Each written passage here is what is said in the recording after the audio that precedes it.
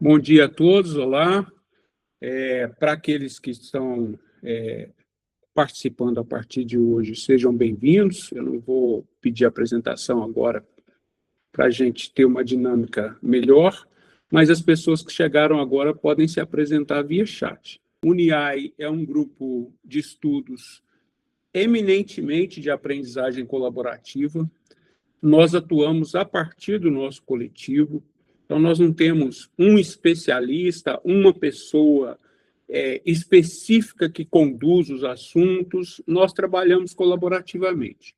Os nossos encontros, então, são esses momentos de reflexão, de trocas, de informações, de experiências, de dúvidas, e é a partir disso que nós construímos o nosso conhecimento, né? A riqueza sempre vai estar nos debates. Nós atuamos a partir do investimento de cada membro de energia e tempo para que as coisas aconteçam, e vocês vão ver que ao longo do ano, cada encontro tem uma pessoa que orienta o trabalho. Se você que está chegando agora quiser participar desse movimento, basta enviar no e-mail niai@ufla.br o seu contato de WhatsApp, que nós vamos inserir você no grupo. E, em breve, os membros fundadores vão se reunir para que a gente tenha, então, uma ampliação do quadro de membros permanentes, né? O único pedido que fazemos é que você também possa investir tempo e energia para dar a sua contribuição aqui no grupo, né? Como é que funcionam os nossos encontros, então? O chat vai estar sempre aberto, diálogos acontecem enquanto os coordenadores da sessão fazem as suas apresentações iniciais, e aí no chat, esses que estão chegando agora podem se apresentar rapidamente, dizer o nome, de onde o que fazem, qual é o interesse aqui, e nós vamos respondendo as pessoas no chat, porque quem está apresentando, infelizmente, não consegue ter a atenção dividida de olhar para o chat também. No término da sessão de apresentação, então, nós abrimos a palavra, livre manifestação, pode colocar dúvidas, pode colocar reflexões, só não vai fazer uma outra palestra de 1 hora depois que terminou já a apresentação de sessão, mas a palavra é livre e a manifestação é que faz a riqueza do nosso encontro, tá bom? Então, hoje nós vamos ter aqui, depois da fala do Eliasaf, uma pequena fala da Sayonara sobre uma conquista nossa, que foi a publicação do nosso primeiro dossiê. Ela vai fazer uma pequena fala de 5 minutinhos, e aí a gente abre, então, para participação. E também a nossa colega Jaciluz tem um convite para fazer para todos, tá bom? No final de toda a apresentação, eu vou falar um pouco sobre a produção de um artigo em pesquisa que nós estamos fazendo, e vou dar orientação para quem não conseguiu se inscrever para receber o certificado. Lá no finalzinho da sessão, eu vou mostrar um passo a passo na tela aqui, porque o sistema é meio complexo mesmo, e aí quem não tem essa intimidade com o SIG da UFLA precisa dessas pequenas orientações. Então, eu peço que aguardem, porque eu vou dar a orientação para que vocês recebam os certificados, tá bom? Então, vamos lá, vamos para a sessão de hoje. O nosso tema hoje é ética e transparência algorítmica. Nós contamos com a coordenação aqui do professor Eliasaf Assis, que é sociólogo, pedagogo e é doutor em educação pela Unesp. Ele atua como professor de educação de jovens e adultos aqui na UFLA. É coordenador de um projeto muito bacana que se chama Pedagogiro, que eu já assisti uma sessão de gravação, é excepcional. É um projeto que gera podcasts sobre tema, ele pode falar sobre isso depois, sobre temas da área de educação. Ele tem muito interesse aqui nas tecnologias de informação e comunicação, e está aqui, membro permanente do nosso grupo também, convocado que foi, né? Eu convoquei o Eliazar porque ele tem muitas contribuições a dar. O Romildo Amaro foi nosso aluno aqui no mestrado, um brilhante aluno,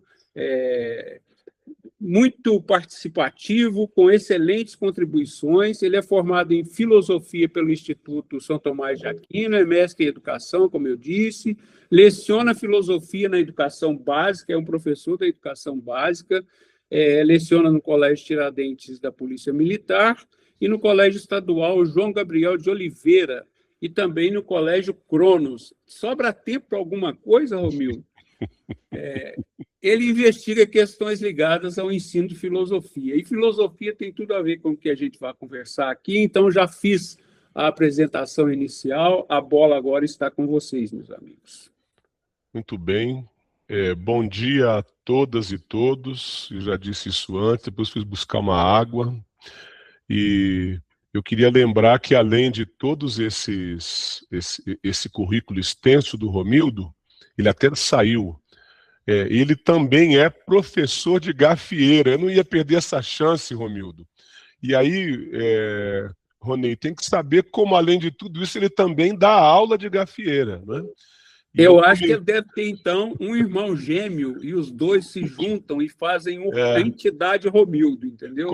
Como ele vai citar algo, eu já estou dando um spoiler aqui, um pouco daquela série Pluribus. Quem assistiu, levanta a mão, para deixar isso aqui mais animado, né? Como a Pluribus tem todo aquele coletivo imenso, acho que é o caso do Romildo. Eu comentei lá em casa, a Miriam, minha parceira de vida, exige que a gente tenha aula, mas o Romildo mora em BH e isso aí vai ter que esperar. Ou existe aula também online de gafieira, Romildo? O Zaf até existe, mas a minha é presencial, é sábado à tarde, eu dou uma aulinha lá pro povo. É isso aí. Você vê que o homem é exigente. Quem quiser, então, manda um e-mail para o Romildo pedindo aula. Vamos trazer ele aqui na UFRA para falar de IA e filosofia e também dar uma aula de gafieira. Olha, eu não consigo imaginar um encontro mais exótico do que esse aí. Foi um bate-papo bom que eu e o Romildo tivemos. Quero agradecer ao Ronei pelo convite. Não foi preciso ele fazer muita força para me convocar, porque esse tema me atrai bastante. Quando ele convidou, fiquei feliz. Fiquei feliz e estou feliz de participar da comissão que discute a questão da ética na FAELSH, no uso da pós-graduação, por exemplo, não é? Discutindo como a IA pode ser usada como uma ferramenta ética. Essas são reflexões muito contemporâneas, muito atuais. Ao mesmo tempo, enquanto eu conversava com o Romildo sobre esse momento, elas estão também fundamentadas na filosofia, não é? Elas têm esse aspecto ancestral, em que a gente vai comentar muitos dos filósofos que eles selecionam na conversa. Então eu quero começar já lá calcado na filosofia. Eu dei aula de filosofia também, Romildo, para o ensino médio, não sei se te disse um tempo, mas eu tive que relembrar, depois de conversar com você, tive que retomar ali minhas apostilas para relembrar, não é? E eu queria aqui na nossa conversa a gente aproveitasse aquelas reflexões que você faz sobre como a IA, mais do que uma ferramenta, ela também acabou mudando a própria essência, nossas subjetividades, né? Aí eu queria que você falasse sobre isso, explicasse para a gente como a IA, você chegou a dizer que ela realiza o sonho ou o pesadelo de Descartes, que é concretizar a res cogitans. Como o meu latim anda fraco, conceitua isso para a gente e explica um pouquinho para nós, Romildo. Claro, claro. Bom, primeiro agradecer ao professor Ronei, que para mim é um paradigma assim, de docência, né? A morosidade que ele tem, que ele teve na época do mestrado, de ler todos os textos, né? Assinalar. Então, eu acho que ele é muito mais polivalente que eu. Lembro que ele leu mais de 70, mais de 80 dissertações, assim, período recorde, e comentava partes e tal. Então, se hoje eu sou empolgado com a pesquisa, com o mestrado, devo muito a isso às aulas de metodologia do Rony, que fugiu completamente do que eu achava que era metodologia, né? Muito mais vivo e tal. Agradeço o Zaf também, né? Que tivemos conversas muito boas, né, Zaf? Foi muito bom. Sobre séries, sobre arte, sobre filosofia, né? E aí eu, conversando com o Zaf, a ideia dessa comunicação veio do fato que eu estava dando aula de Descartes e estava falando, né, das meditações lá metafísicas de Descartes, em que ele, utilizando o ceticismo como plataforma, ele chega a duvidar da existência, né, no primeiro momento, do mundo físico, depois da existência da própria matemática, elucubrando que tudo que a gente está percebendo agora pode ser simulado dentro de um sonho, né? Então, se no momento do sonho a gente não tem certeza que está sonhando, o que garante agora que essa comunicação aqui ela não é um sonho também, né? Então, a gente pode estar sonhando que está tendo essa comunicação e despertar momentos depois. Se o sonhador não tem consciência do seu sonho, o que garante que o próprio mundo que nós vivemos não sonhe? Bem a la Matrix, né? Bem a la Baudrillard, né? Com a ideia de Mimes e tal. E aí um aluno, na hora que eu falei para ele, né, sobre o código, eu falei assim, olha, mas Descartes chegou à conclusão que não interessa se isso aqui é real, né? Se o mundo físico existe de verdade, porque se a gente está pensando sobre essa possibilidade, se a gente está duvidando da existência, então a gente tem certeza que pelo menos a nossa consciência, o nosso eu, ele existe. E aí, depois que eu falei isso, né, aí um aluno, de forma sagaz, falou assim, professor, então quer dizer que se a IA se desenvolver da forma que está desenvolvendo, é possível que o Descartes ele tenha razão, que a res cogitans, né, que a coisa que pensa, essa entidade pensante, ela existe independente de um hardware, né, de um corpo, de uma coisa física. Então, naquele momento, assim, eu fiquei 3 momentos elogiando a perspicácia do meu aluno e depois pensando sobre a questão, né? Eu acho que no horizonte a provocação é interessante, né? Será que a gente é capaz de construir alguma coisa que é capaz de ter agência no pensamento, agência nas reflexões, sem que isso dependa, né, de um corpo do mundo físico? E aí, né, a ideia é que talvez não no momento, porque, né, a gente consome muita energia para produzir imagens, né, ter textos, a gente interage o tempo todo com a IA, né, ela precisa de um banco de dados muito grande para ser treinada, então há humano ali. Mas no horizonte, né, essa coisa meio ficção científica, é uma possibilidade que Descartes já cantou a pedra lá no Renascimento, né? A res cogitans, ela existe como uma substância independente. Res cogitans é coisa que pensa, a res extensa, que é o mundo físico. E a ligação entre elas seria uma glândula pineal, né? Que liga o corpo à mente, é uma glândula pineal. Então, o que nos liga hoje com a IA, né? Assim, então, são questões que nós vamos abordando aqui na nossa conversa, viu, Zato? Obrigado pela provocação. E eu gostei de você falar sobre ficção científica, porque aponta para uma série que nós discutimos, que é a Pluribus, né? Quem não assistiu, tanto quem está agora presente, como quem vai assistir a gente pelo vídeo, está assistindo agora, toma cuidado que vai ter spoiler aqui. Hoje é ético avisar quando tem spoiler na conversa, né? Uma série formidável, viu?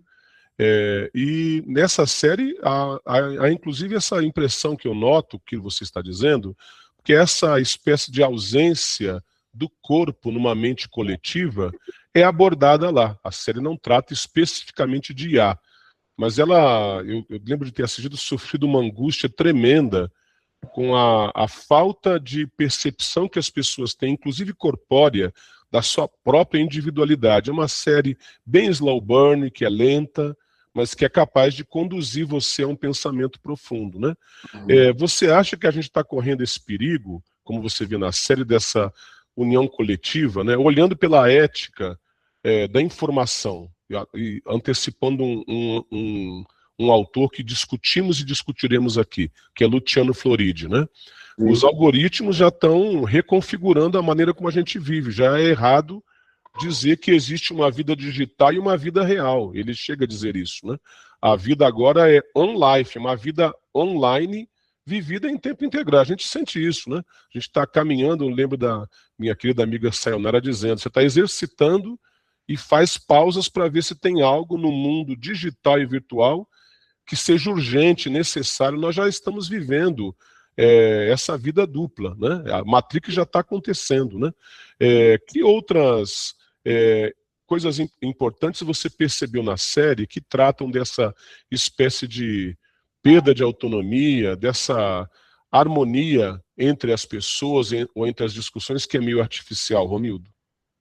Zaf, bom, a série eu até comentei no nosso grupo, né? Uma série que me fez pensar muito na nossa relação com essa tecnologia digital, especialmente os bot chats, né?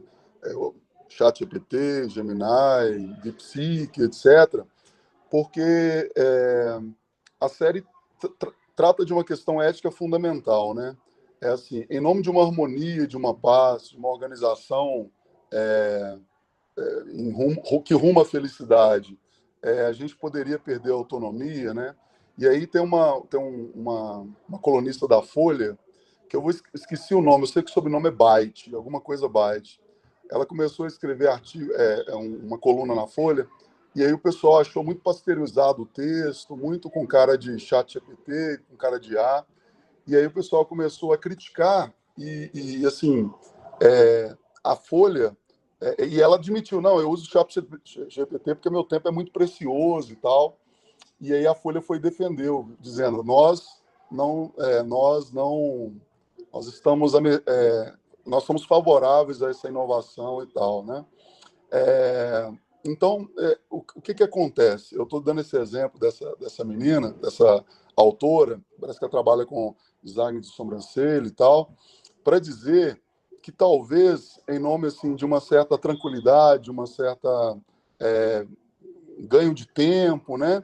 Talvez a gente esteja abrindo mão daquilo que seja essencialmente humano, né? Que é a capacidade de pensar. Então, eu estou aqui no colégio, quando o aluno usa uma inteligência artificial para fazer uma pesquisa e tal, eu, né, em alguns processos eu peço até para usar, mas em outros não. Eu lembro que teve uma Olimpíada de Filosofia e todos tiveram que escrever uma redação, só que escrever em casa. Aí depois descobri que 70% das redações era de chat GPT, né? Porque não é o produto que eu queria o processo de pensar, eu queria o processo da criatividade, de inventar, né?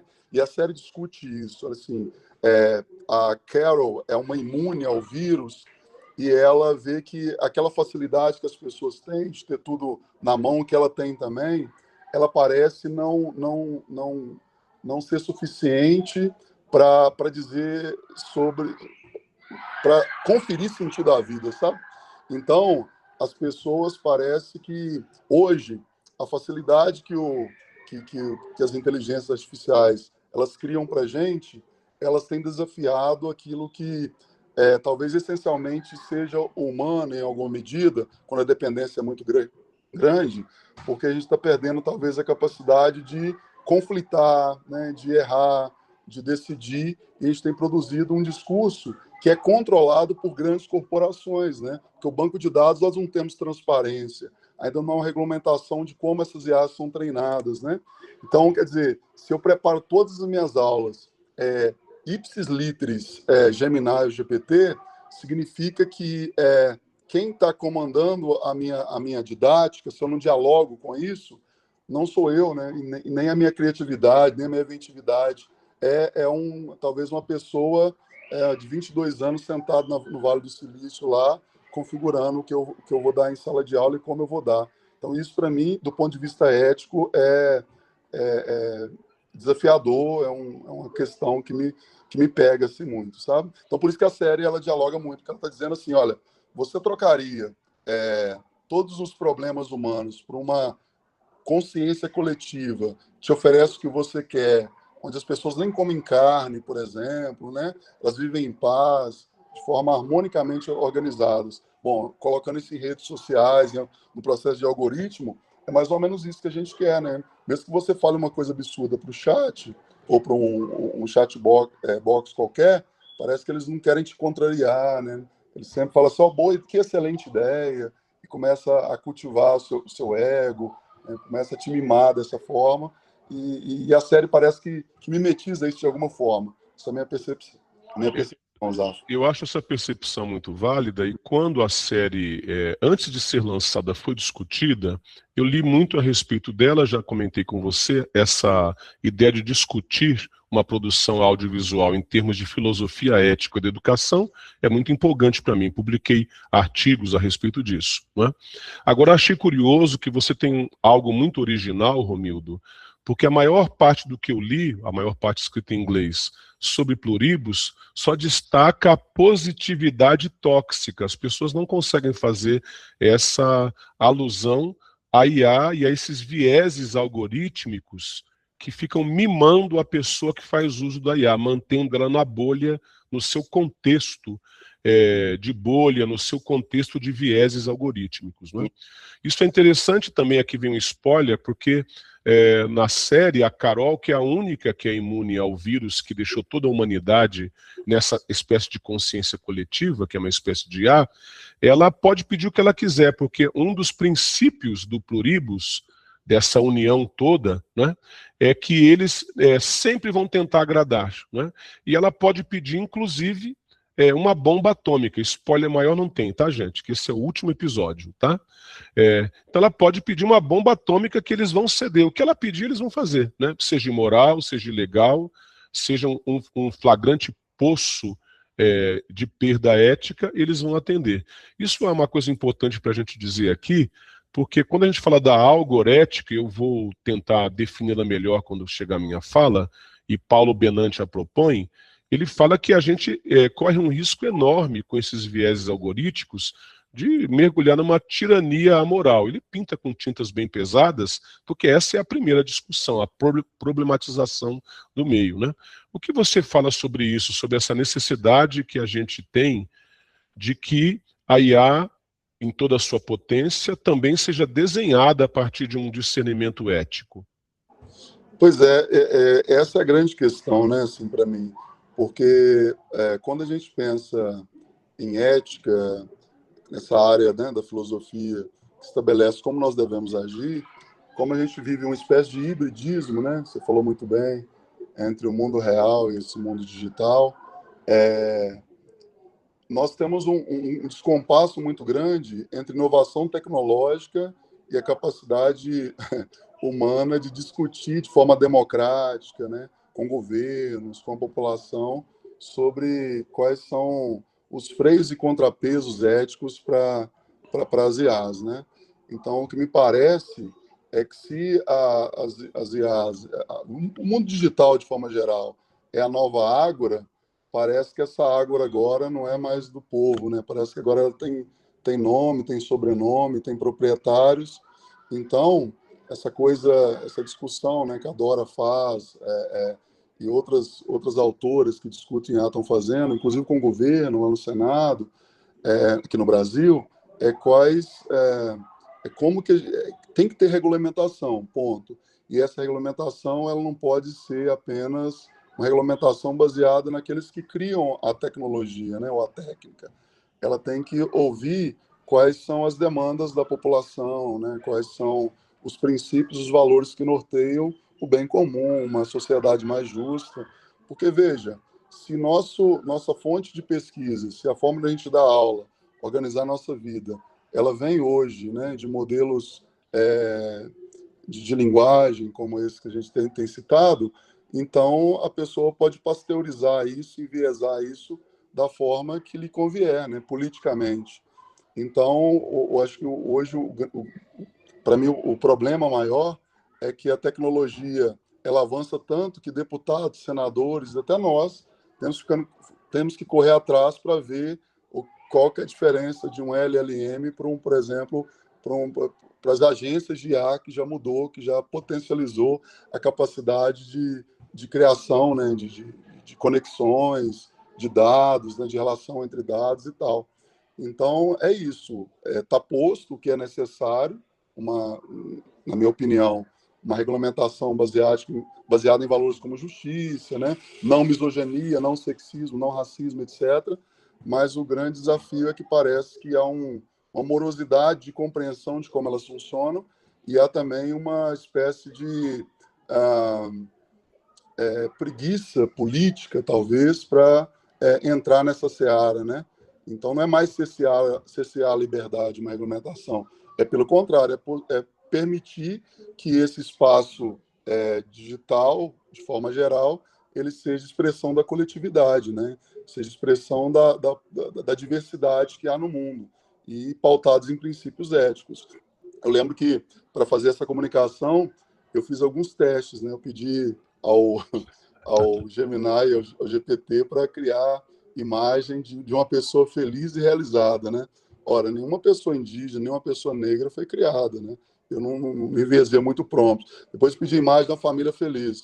Só pessoas brancas, né? Pessoas que remetem a esse padrão estético do norte global e tal. Eu acho que você também tem uma experiência dessa, né, Zaf? Eu tenho, e eu selecionei a foto aqui para mostrar quando eu for falar, mas eu estou morrendo de vergonha agora, porque eu pedi para a IA descrever um certo contexto e ela cometeu esse erro. Eu gostei que você citou Dora Kaufmann agora, e para encerrar essa nossa etapa e partimos para outra, né, eu queria que você falasse sobre essa citação dela da quarta ferida narcísica. Eu achei algo muito interessante que, ainda que a gente consiga colocar como uma referência nesse vídeo, pode auxiliar quem está pesquisando e estudando sobre IA. Você pode falar um pouco sobre isso?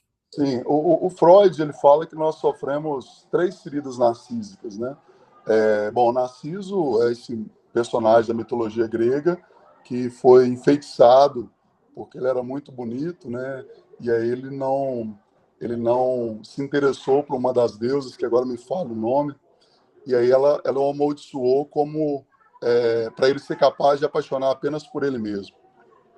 E aí, um dia ele estava passando por um lago, todo mundo conhece o mito, vê a imagem dele refletindo no lago, e ele fica, tem 2 versões do mito, ele fica ali tão enfeitiçado com a sua própria imagem, ele vai definhando até morrer. E a versão que eu gosto mais é que ele tenta tocar a sua imagem, a água fica turva, e ele se joga dentro do lago, né? E aí ele não sabia nadar, ele morre em busca desse eu ideal, dessa imagem perfeita, né? Bom, e aí a primeira ferida narcísica que nós sofremos enquanto humanidade, vai dizer Freud, é a do Copérnico, ao dizer que nós não somos o planeta centro, né? Nós somos parte de um sistema solar. Saímos do centro do universo, né? Somos periferia de um dos sistemas dos vários que existem no universo. Bom, essa é a primeira. A segunda ferida narcísica que nós passamos por ela tem a ver com o fato de que nós não somos senhor dentro da nossa própria consciência, né? Nós perdemos... desculpa, essa é a terceira, eu já falo da segunda. Que o inconsciente nos controla muito mais. Então, nossas decisões, elas são decididas por um lamaçal de pulsões e desejos que transcendem a própria razão. Então, nós não somos tão conscientes como gostaríamos. Essa terceira. A segunda é Darwin dizendo que nós não somos espécie especial, é que nós somos produto de uma evolução de outras espécies, né? Então, nós evoluímos a partir de outras espécies, então nós não somos tão especiais quanto achávamos também.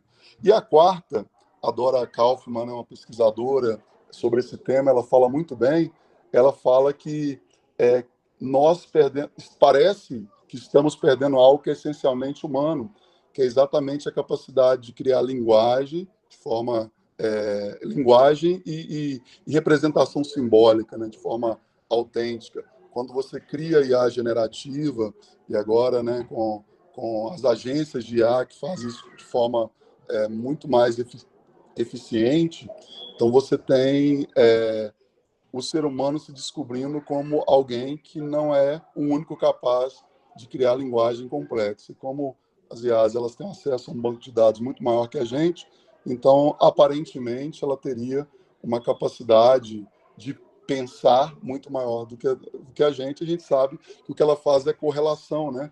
Ela, dentro da estatística, ela pensa qual é a palavra mais próxima depois da outra, mas faz com uma precisão tão grande que faz a gente ficar admirado e perplexo, né?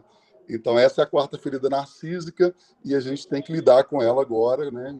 Principalmente com esses avanços todos que estão chegando dia a dia, Zaf. Muito bom, Romildo. Romildo, eu fiquei muito impressionado com o exemplo do aluno, quando você comentou em nossa conversa, né, antes enquanto preparávamos essa fala. E, gente, eu acho que isso dá uma esperança para nós na educação, porque observa, já lecionei filosofia também há mais de uma década.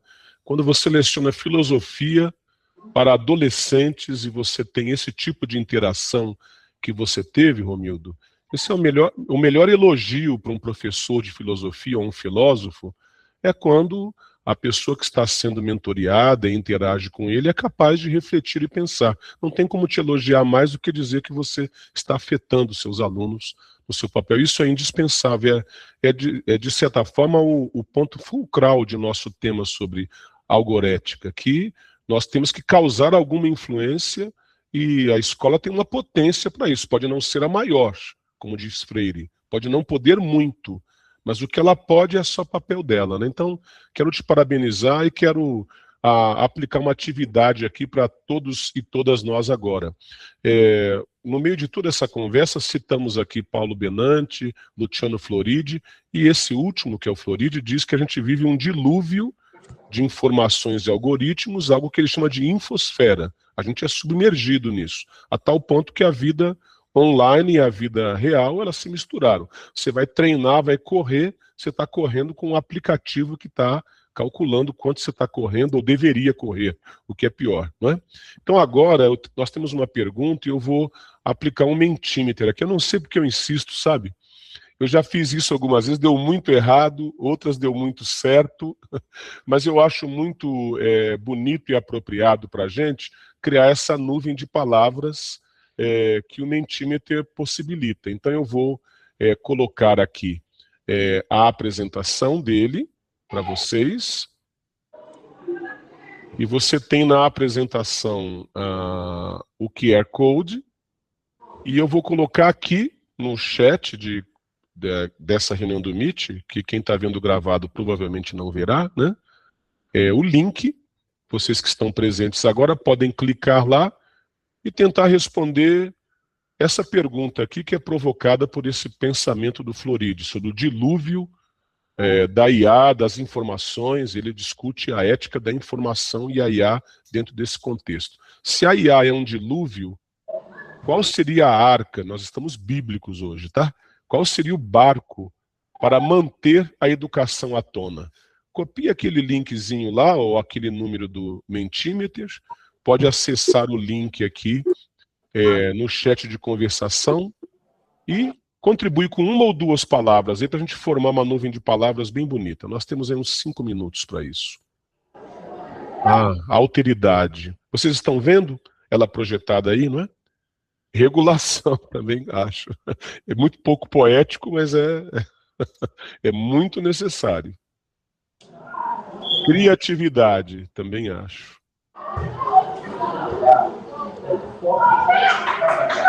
Conscientização, acho que é o que o Romildo tem feito, muito bom, e também nossas comissões éticas tentam. Responsabilidade e consciência. Autoconhecimento é muito bom. Reflexão crítica.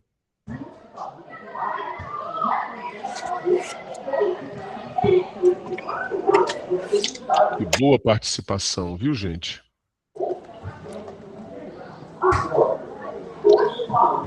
Dissonância cognitiva, muito bom. Muito bom. Bom.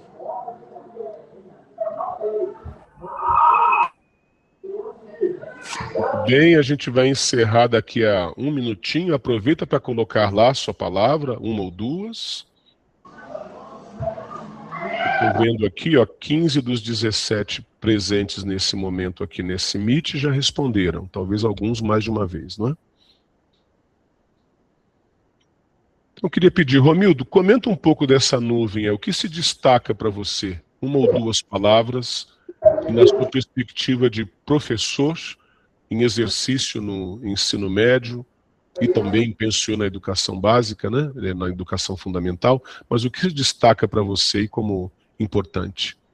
Eu acho que a criticidade, a consciência que aparece aí na frente, né? Gostei da palavra dissonância cognitiva também, mas eu fico pensando, sabe, Zaf e colegas aqui na nossa sala, que assim, A gente, na escola, a gente tende a ser o lugar onde a gente consome as tecnologias, sabe? E eu acho que há pouco espaço para a gente, primeiro, avaliá-las com criticidade, depois para produzir também tecnologia. Por que não? Produzir um modelo de linguagem, né, profunda, uma IA, com os alunos, né? Então, a gente... É igual antigamente, quando queria modernizar a escola, colocava uma sala de computadores, estava empoeirado, ninguém usava, né? Então, hoje, para a educação, para a escola, eu estou na escola particular agora, nesse momento, né? Para chamar estudantes, eles falam assim, educação com IA para a escolha de profissão, sabe? Então, você vê que o negócio ele fica um pouco panfletário, um pouco mais... A gente ficou uma atividade mais passiva, né? Então, coloca discernimento, consciência, criticidade, eu acho que é isso, né? É a gente se relacionar. Não tem como, de fato, a res cogita está fora da res extensa, né? A mente fora do corpo.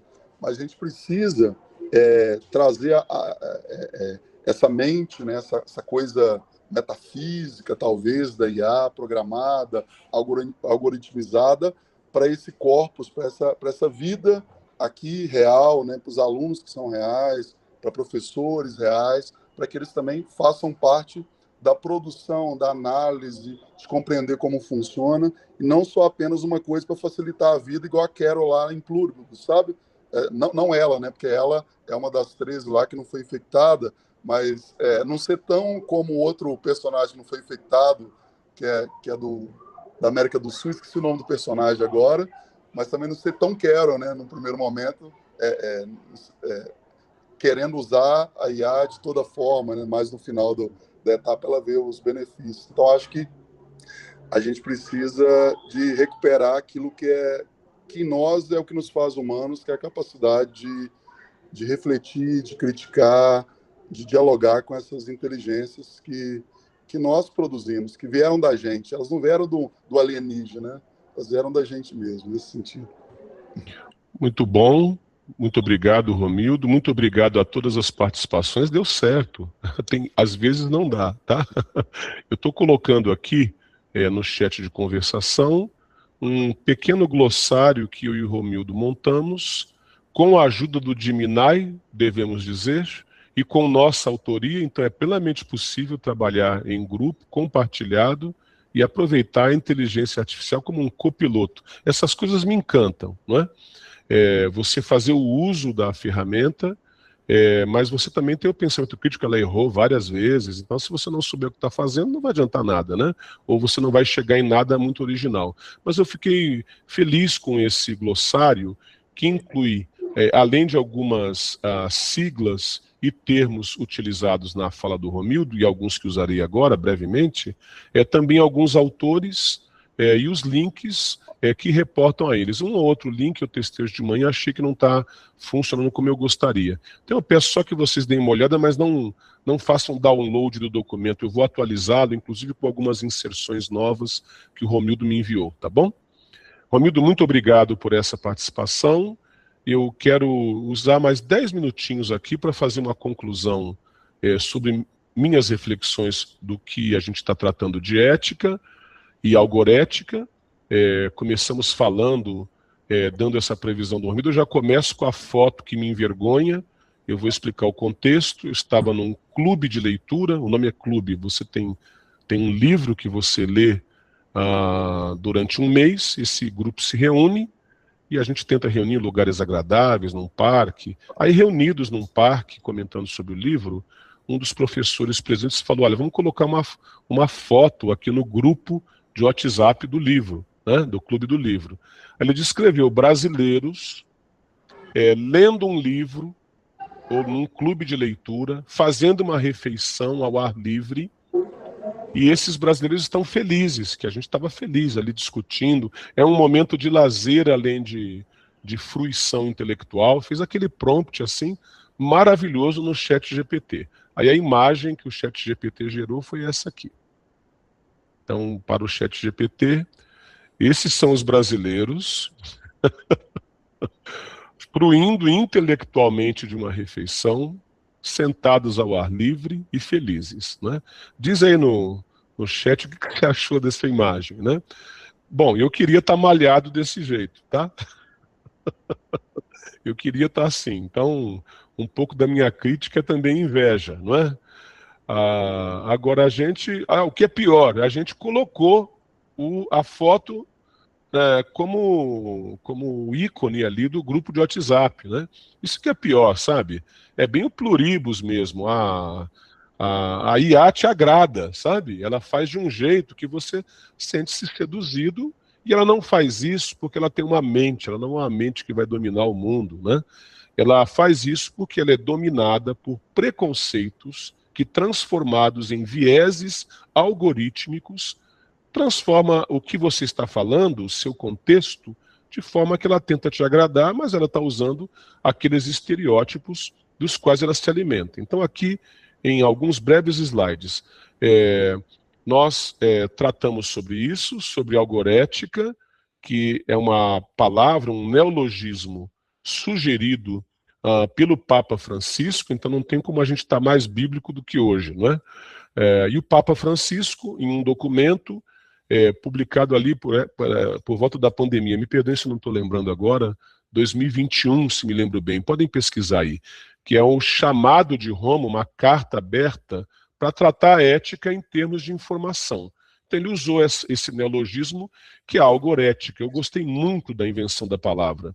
E não tem a ver com confissão religiosa. Eu gostei da fusão de duas palavras, que é algoritmo e ética, em uma palavra só, para tentar definir o seguinte, que desde o desenho inicial, desde o design, desde a prancheta, quando uma ferramenta de informação é produzida, ela deveria já pensar na ética. Isso para não dizer toda tecnologia, toda inovação, toda criação humana deveria, antes de sair da prancheta, deixar o design, ela deveria já contemplar uma questão ética, até por uma questão de sobrevivência. Mas em toda ação humana, todo empreendimento humano, seja ele de qualquer tipo de tendência, orientação econômica ou ideológica, é muito inteligente você pensar nas consequências éticas, no impacto social, porque no médio, no longo prazo, e às vezes no imediato, você já vai ter uma consequência que pode, inclusive, definir a existência, a continuidade dos negócios, das corporações, das comunidades e talvez da humanidade. Então, é inteligente você pensar a ética dessa forma.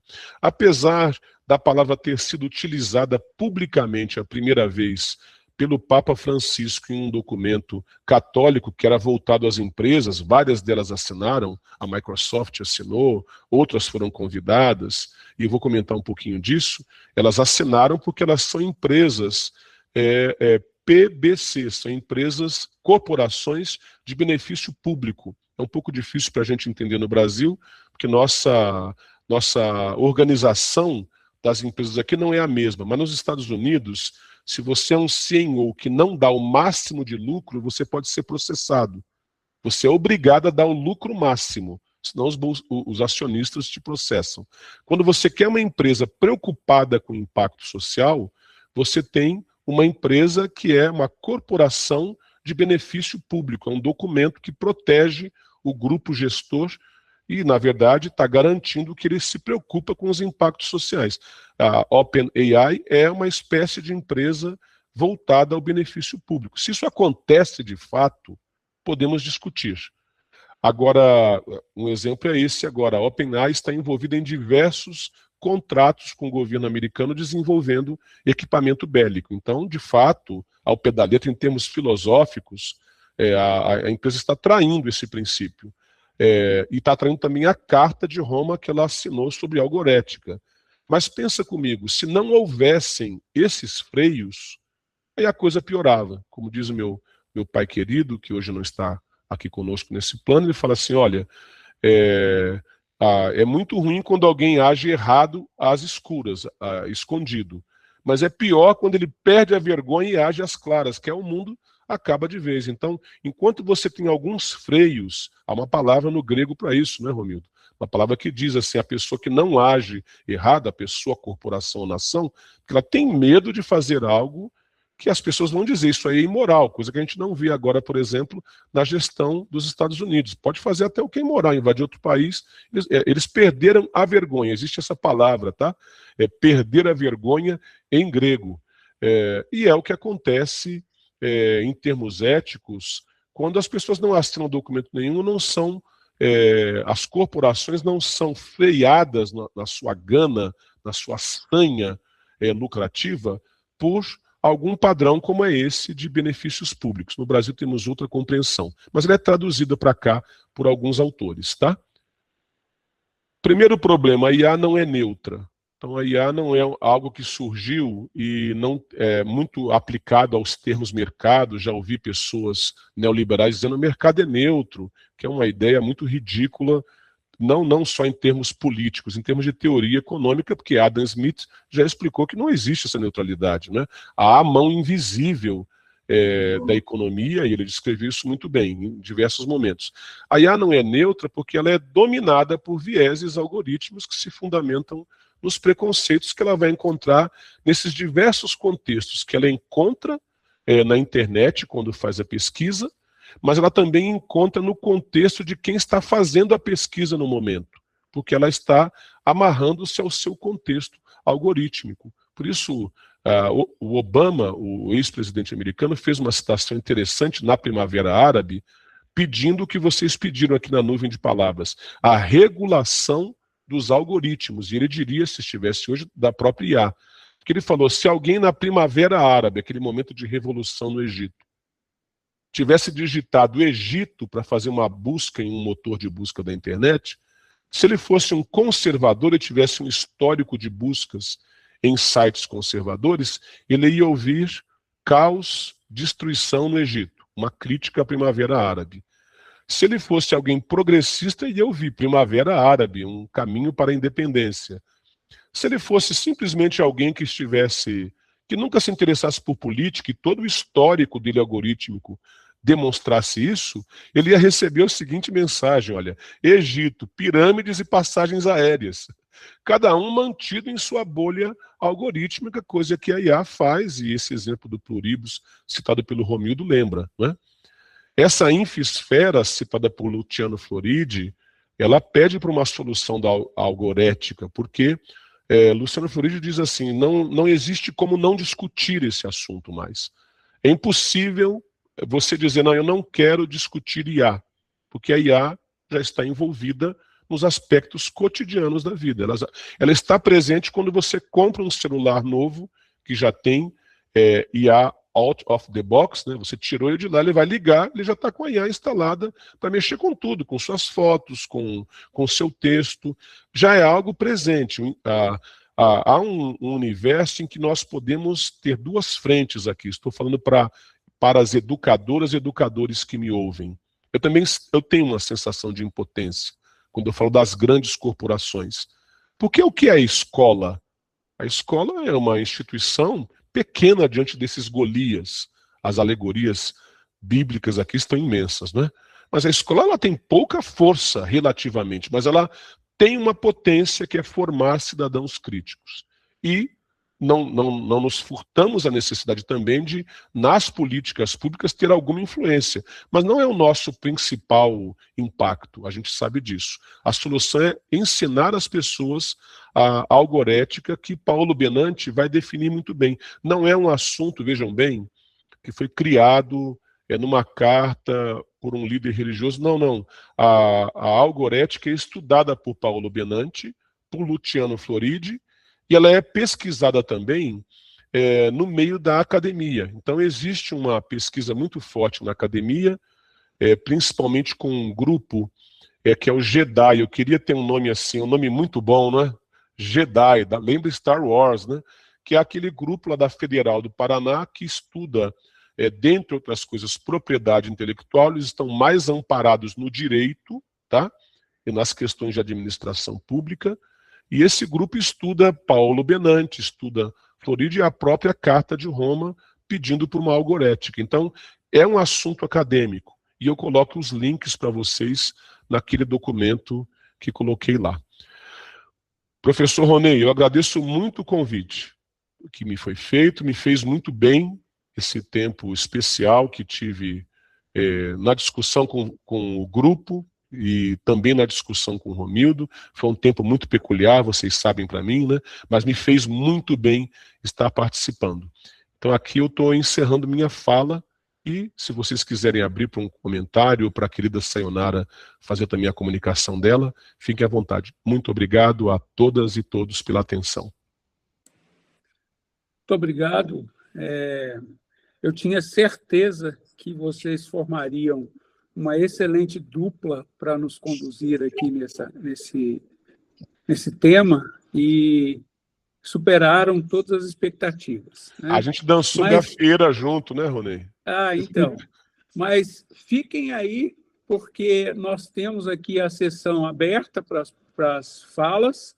Eu já anotei as minhas questões, como sempre, e tenho certeza que os colegas também, mas antes de passarmos para esse segundo momento de construção coletiva, eu vou passar a palavra para a Sayonara, que vai fazer aqui rapidinho, 5 minutos, um anúncio especial, e depois para a Jaciluz, que também tem um convite a fazer a todos. Nós estamos agora com 27 participantes, este vídeo vai para a nossa playlist, então atingiremos mais pessoas, né? Sayonara, é com...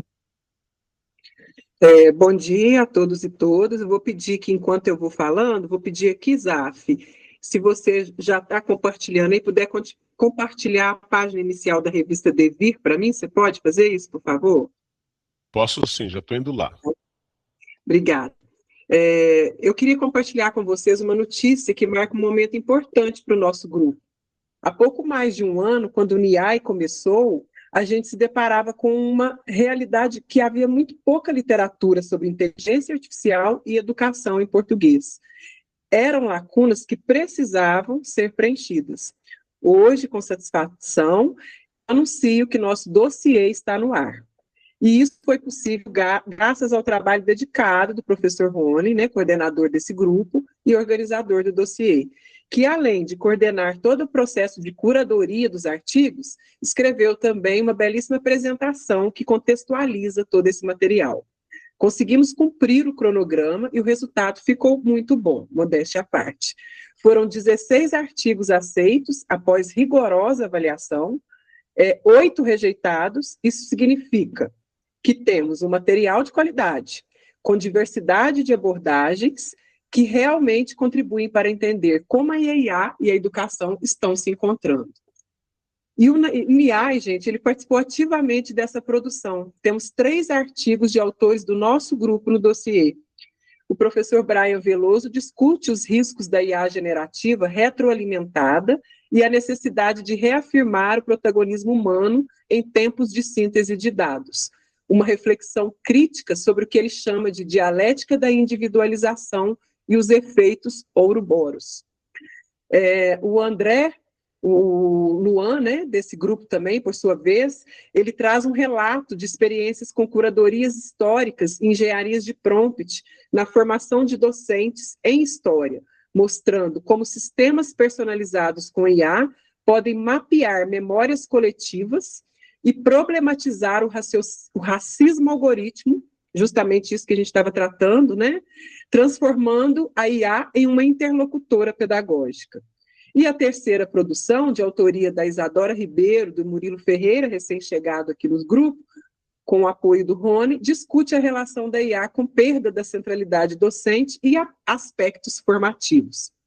Bem, pessoal, o dossiê está disponível na revista Devir Educação, né? Vou colocar o link aqui para vocês, e eu convido a todos a visitarem o dossiê. A revista e aí, em nome do grupo, em nome do NIAI, eu quero agradecer de modo especial a revista Educação. Vocês estão me escutando? Estão me escutando? De boa? Sim, Deu sim. Uma... Sim. Então tá, obrigada. Eu quero fazer um agradecimento especial à revista Devir, nas pessoas de seu editor-chefe, Carlos e da professora Francine, que compõem o conselho editorial, porque ambos se empenharam muito para viabilizar o cronograma e a publicação conforme previsto. A gente se refere ao cronograma porque ele foi bem apertado, né? De um grupo recém-criado, aos colegas do NIAI, de outras instituições que colaboraram na etapa de avaliação. Não vamos citar nominalmente para não quebrar o princípio da avaliação duplo cego. E a todos que submeteram artigo, né? Destaco que o dossiê, ele é um ponto de partida. Estamos documentando neste exato momento como a educação brasileira está pensando inteligência artificial. Missão cumprida. Vamos em frente.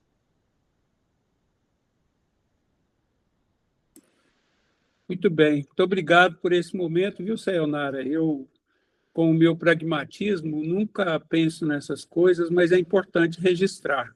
Como a gente é uma produção coletiva, um trabalho coletivo, agradeço muito por essa colaboração sua e agradeço a todos pelo empenho, principalmente ao grupo aqui do NIAI, que participou ativamente da etapa de avaliação. Isso é muito importante. Sem isso, a gente não conseguiria publicar, né?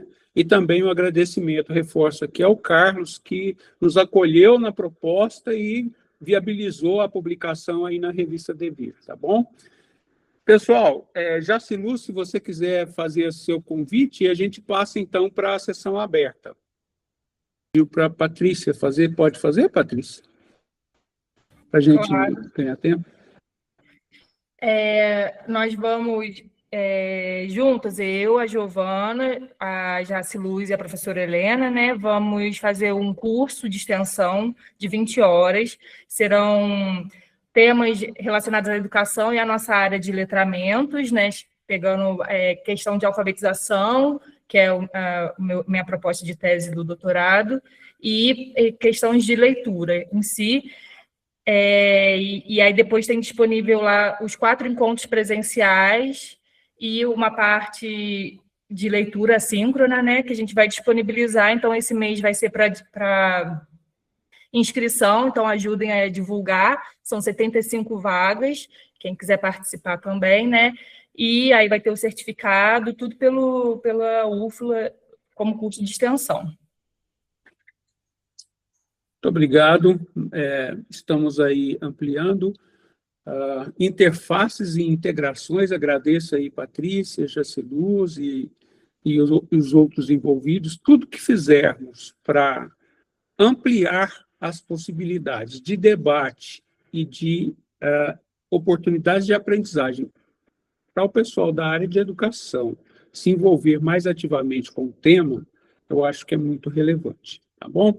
Mas vamos voltar agora ao nosso tema principal de hoje. Eu tenho certeza que temos possibilidades de participação com reflexões aqui. Eu fiz muitas anotações, como sempre. Eu gosto muito desses encontros, porque abre possibilidades de reflexão por pontos de vista diferentes que a gente, às vezes, não pensava ou não tinha proximidade, nem fundamentação para poder pensar. Então, eu gostei muito das provocações do Romildo e do Eliasaf, e deixo a palavra aberta aqui, podem se inscrever livremente, abrir o microfone e fiquem à vontade para falar.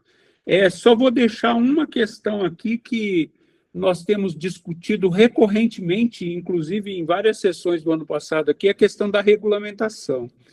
Eu já fui mais adepto dessa ideia e de que ela resolveria algumas questões, mas quando toca na questão da ética e da algorética agora, eu, sinceramente, estou bastante desanimado, porque eu acho que a regulamentação serve para os honestos intelectuais.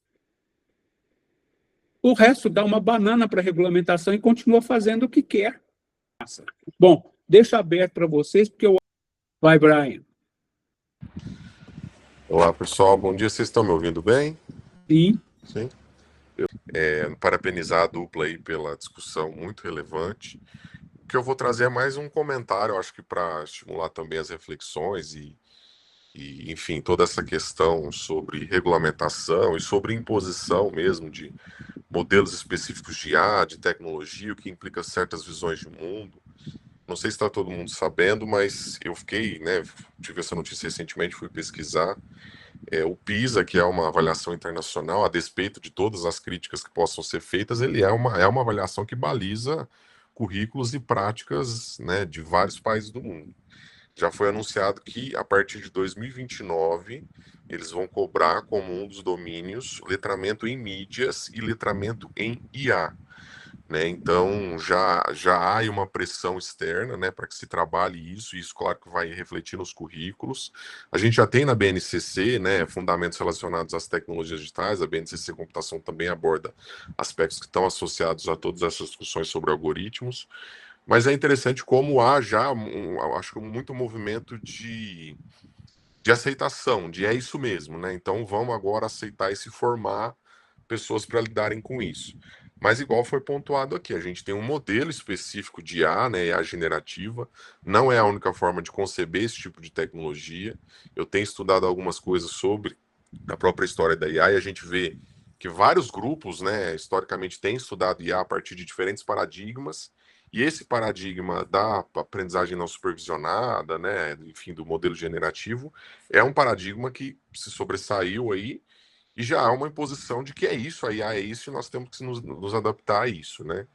Então, enfim, antes da discussão sobre que tipo de tecnologias nós queremos, como isso deve ser feito, a gente já está no movimento de vamos nos adaptar a esse cenário. Mas é como o Rony falou também, né? Eu tenho lido um autor, o Andrew Finbury, que é um filósofo da técnica canadense. Ele tem uma visão crítica, que eu acho que ela é muito importante em vários sentidos, mas em alguns momentos eu acho que ela é um pouco utópica, na esperança que ele tem de que nós vamos criar espaços públicos de debate, de decisão coletiva sobre como a tecnologia vai influenciar, vai moldar nossas vidas, sendo que o que a gente está vendo, na verdade, é um tecnofeudalismo, né? Enfim, nós somos servos dessas grandes empresas e elas decidem o que vai ser feito, o que não vai ser feito, a gente doa os nossos dados para elas, enfim. Eu não sei em que medida a gente consegue realmente resistir a isso, ou, né, sonhar com espaços em que a gente possa, de fato, discutir sobre a tecnologia antes que ela seja imposta. Mas, enfim, é mais uma provocação e acho que vai na esteira de tudo que foi apresentado de forma brilhante pela dupla.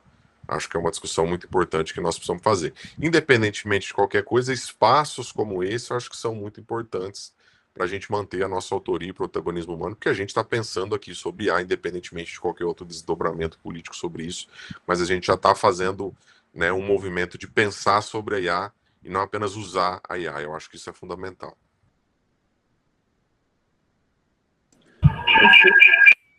Perfeito, Brian. Pensar a IA e não somente utilizá-la. Eu acho que esta é uma frase síntese, um aforismo que a gente podia levar para mais encontros. Eu acho que essa é uma provocação a pensarmos como fazer isso, ampliar isso o máximo possível. Né? Mais contribuições, pessoal?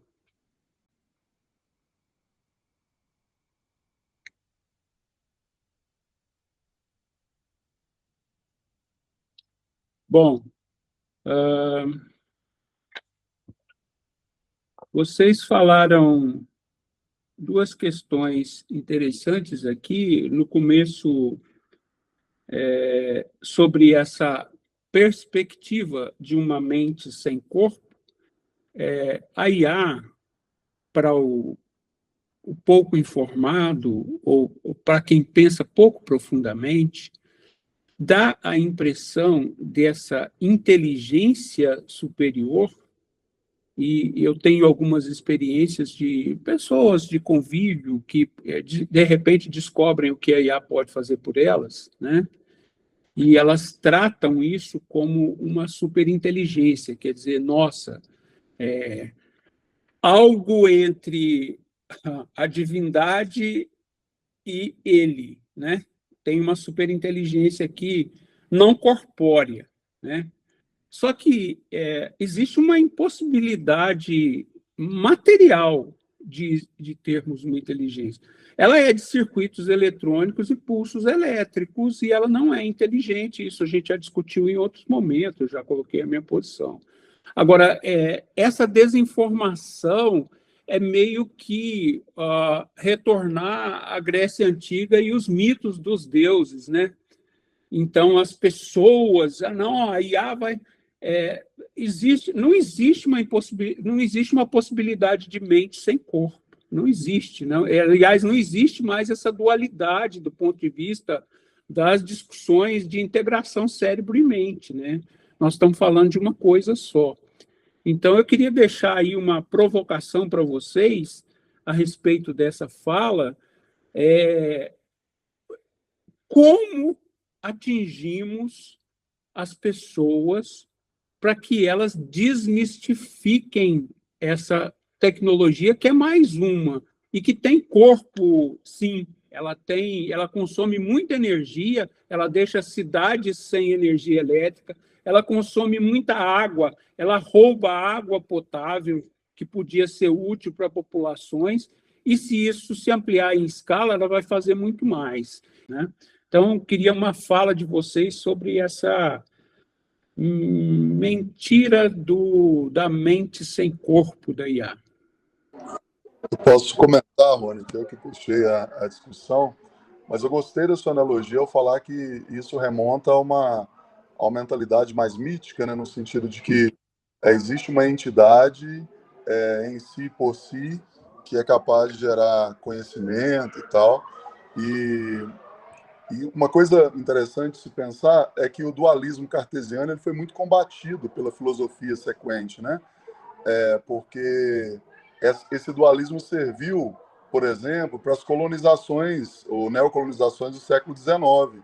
Ora, se nós europeus somos mais mente do que corpo, né? Se a corporeidade ela é hierarquicamente inferior à mente, então nós podemos controlar esse corpo sem mente, que é dos povos asiáticos, dos povos africanos, né? Antes do século XVI aqui dos ameríndios e tal. Então, talvez essa mitificação da IA como essa coisa superior, ela esteja a serviço novamente, talvez, de uma neocolonização, neocolonização, né? Onde algumas corporações determinam padrões baseados em big data muito específicas e a gente meio que... Por isso que o meu desconforto como professor é de acreditar que todas as minhas aulas elas podem ser resolvidas por um simples prompt, sem que eu interaja com a IA, sem que eu não, gostei, mas espera aí, vamos conversar, eu trago isso aqui, como é que você, né? Sem que haja, de fato, uma atividade ativa dessa pessoa criativa, que tem experiência do chão da escola para dialogar com ela. Falando do meu lugar enquanto professor de educação básica, né? Então, sim, assim como o Descartes ele foi combatido, né? Nós não temos uma mente, nós não temos um corpo, nós somos um corpo. Então, a sua fala é muito boa. Assim. Mesmo a gente usando a IA, tem interface, tem eu colocando dados, tem energia que ela suga, né, que você acabou de dizer, e tem também como que eu interajo com esses dados. Esses dados são produzidos a partir de uma realidade também histórica, factual. Então, não há essa separação, não. Então, esse sonho platônico, existe um mundo inteligível, distante do mundo sensível, do Descartes, do mente sem corpo, é uma forma, talvez, muito otimista de achar que a inteligência humana ela é tão espetacular, e ela é espetacular, que ela criaria um universo puramente abstrato, independente de qualquer corporeidade, né? Isso é impossível. E como eu sou professor de dança também, faço aula de dança, tem coisa que eu quero aprender na dança e que a mente ela quer ir na frente, aí meu corpo vai e erra. Quando eu esqueço um pouquinho, né, da lógica, quando deixo o meu corpo me mostrar o que ele aprendeu, através da memória muscular, o negócio flui mais, né? Então, talvez seja esse combate que a gente tem que fazer, né? De a vida, quando eu falo vida, pessoas, coletivos, né? Serem capazes também de mostrar a que veio, debater, colocar limites mesmo. Eu sei que é utópico, né? Mas é o espaço que nos cabe, enquanto escola, enquanto corporeidade, enquanto mundo físico, contra essa suposta inteligência que de neutra e imparcial não tem nada, né? Se eu puder comentar algo, a primeira coisa é que o meu corpo e a minha mente na dança, eles nunca combinam, Ronei. Esse é o único lugar que... Tudo que você falou aí, Romildo, é meu estado natural na dança. Por isso a minha mulher pede socorro, né? Que eu aprenda a dançar direito, né? Agora, enquanto te ouvia, Ronei, lembrei de uma frase do Luciano Floridi que é reproduzida lá pelo Jedi da Federal do Paraná. Virou um aforismo, como você disse. Eles argumentam: a IA não pensa, ela funciona. Uma frase simples, mas que condensa que nós estamos lidando com uma entidade, né? Nós estamos lidando com uma invenção humana a serviço de grandes corporações, né? Há interesses envolvidos. Gostei muito quando você falou essa grande crise hídrica que a gente antevê.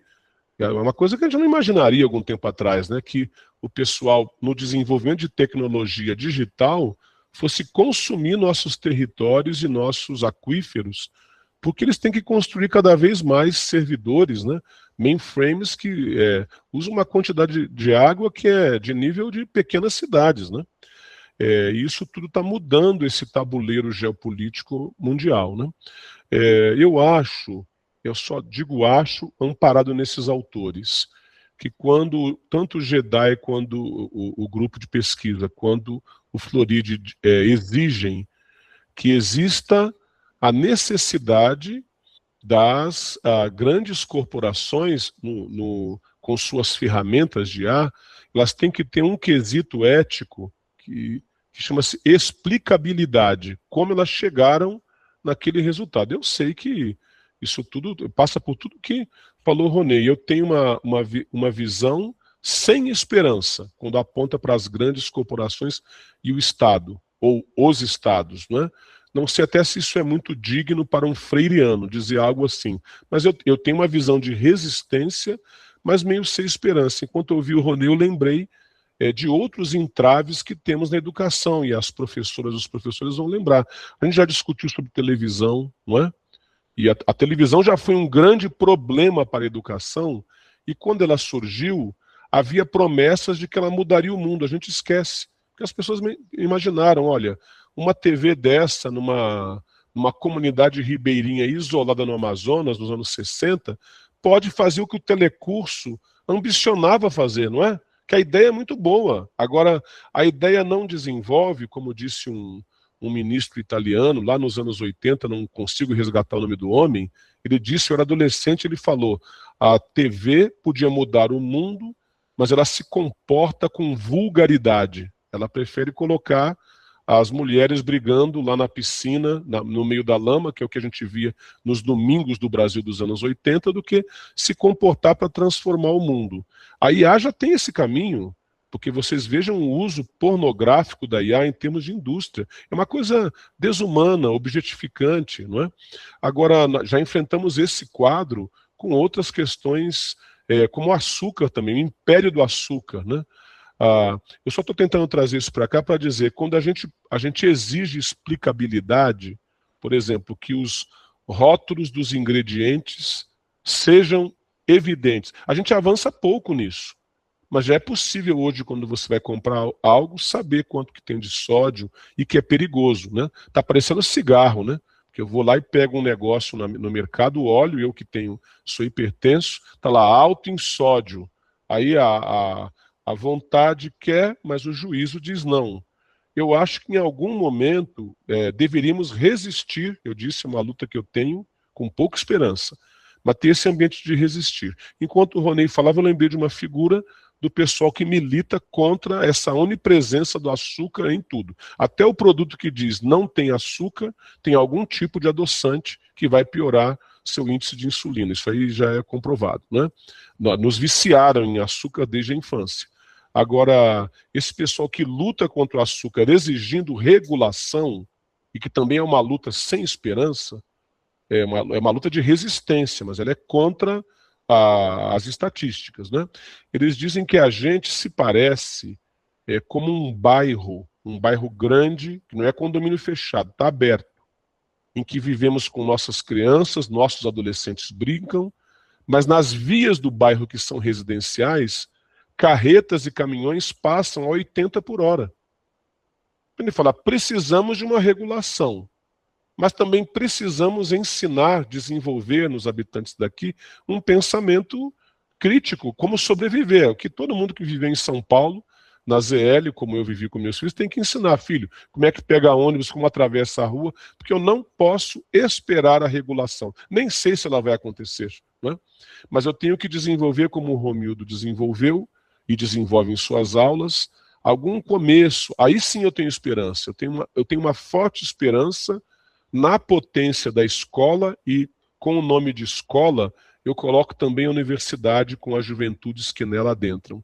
Tenho esperança que a gente toca no assunto e no meio dessa vulgaridade do uso da IA irresponsável, algumas vozes vão nos ouvir, porque se a gente não tiver a esperança, de fato, no discernimento humano, na capacidade de maturação do organismo humano para pensar de forma mais racional, de forma mais consensual enquanto se discute algo, aí está tudo perdido. Aí a gente o diálogo tem que, não teria esperança. Então eu acredito que a gente consegue dividir um pouco disso em uma militância, me perdoem o uso da palavra, mas é a única que eu vejo, porque ela é uma resistência em termos de regulação, mas sem esperar grandes coisas, mas talvez com pequenos avanços, mas numa forte atuação de desenvolvimento crítico, de exigências de explicabilidade, porque se nossos alunos, quando eles sabem de onde veio o açúcar, não é? Existe um poema de Ferreira Goulart, né? De onde vem o açúcar?